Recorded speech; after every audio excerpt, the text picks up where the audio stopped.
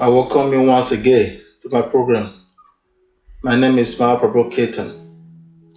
Today we are going to be talking about the six favorable conditions to serve God.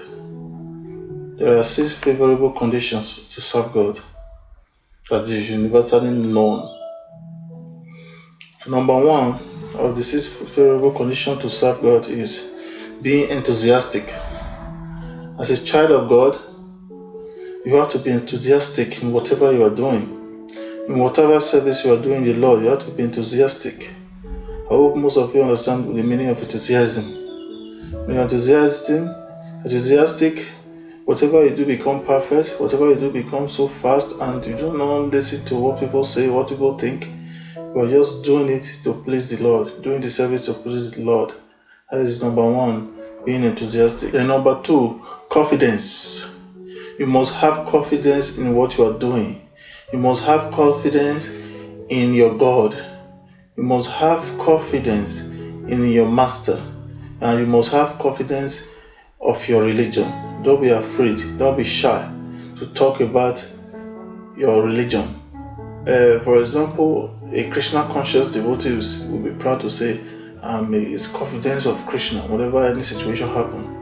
A Christian person also is confidence of his own Christianity whenever any situation happens, and even other religion also. So you have to have that confidence in God. Then the number three is patience. Patience is very important in anything you are doing. You're going to have many temptations. You're going to have temptation. Disturbance is going to come. So sometimes look as if you are even getting problem because you are serving God. You see some disturbances, or maybe you are in some problem. There are some certain things, some certain condition you want God to do for you that has not manifest yet. Then you will not think, you not lose hope. So you don't have to lose hope. You have to be patient. Patient is the key to everything. Even in material life, you have to be patient. If you are married, you have to be patient with your family, with your husband, with your wife, with your children. You have to be patient. So patience is very, very important. It's one of those conditions that is favorable to devotional service. The fourth one is a regulative principle. Regulative principle is what bound you to your religion. Regulative principle means you as a child of God, there are things you are not supposed to do. That is regulative principle, and there are some things that you have to do. In the Christian, I think they have the 12 commandments. You go and study it carefully, and when you study it carefully, not speculatively, you'll be able to understand the full meaning of that. In Christian consciousness, we also have a four regulative principle. So the devotees also study the four regulative principle and they hearken by it. By the time you break any of those principles, you will see that you start having problem in your devotional service. So as you as a Muslim, there is a principle that is guiding your religion. So you have to abide to those principles so that you can make progress in whatever you are doing. Number five, association. Association is one of the most important parts in this six favorable condition. Whatever you are doing, you need to be around your God brothers and your God sisters. So you cannot say you are a Christian, then you started mingling with criminals, you are mingling with people that are not doing what the scripture said, or you are not a Christian, you started mingling with wrong people that are going on the wrong direction according to the scripture. How do we know that people are going on the wrong direction? The only way we can know is by studying the scripture. The scripture tells us what to do and what not to do.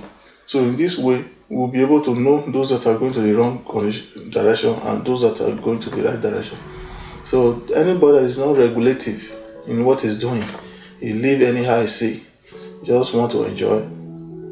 It's like living like animal. Animal do whatever they like in the bush. So if you are not regulated, you don't have your own principle, then such person should be avoided in order not to contaminate you. Just like when one finger is touched with oil, the probability that it's going to touch others is very, very, very high. So you have to disassociate yourself from unbelievers. Number 6 is footstep of a pure devotee. You have to follow the footstep of a pure devotee. Who is a pure devotee? The Acharyas. Who is the Acharyas? Those that have made it. In all religion, we have spiritual masters, leaders that we can talk about. In Hare Krishna, we have Prabhupada, we have Shyama Prabhu, we have so many of them. We have Pataka Swami. In Christendom, Jesus Christ is there, John the Baptist is there. So many Acharyas like Joseph, Peter, so many of them, name it. Those are Acharyas, those are spiritual masters. Those are pure devotees, the people that make it and become pure, that have passed through the process of a devotional service and become pure. You have to study their lifestyle. How did they do it? How did they do it?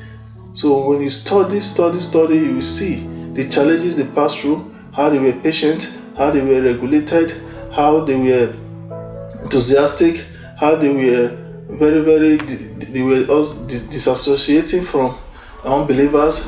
You will see that you make it. The only way you go close to an unbeliever is to preach. You go there to preach to an unbeliever. You go there to give association to an unbeliever. You don't take association from an unbeliever. So these are the 6 favorable conditions that you need to wear as a necklace and keep it around your neck if you are interested in serving God. It will go a long way and it will help you in your goal. So if you also want to know an Acharya, anybody you know that is said is a highly elevated man of God, must have these qualities also. You must see anybody that have these qualities in him so that you can emulate that person. That is, associate with him. The more you associate with him, the more you becoming so, before your own quality start, the easier your quality start developing in you. So this is just the short message I'm here to give today. Sorry I've not been there for some time now due to some constraint. I'm sorry. So now I think we'll be seeing more frequent now. Thank you very much. My name is Mahaprabhu Kitan once more. Bye bye. Ciao ciao.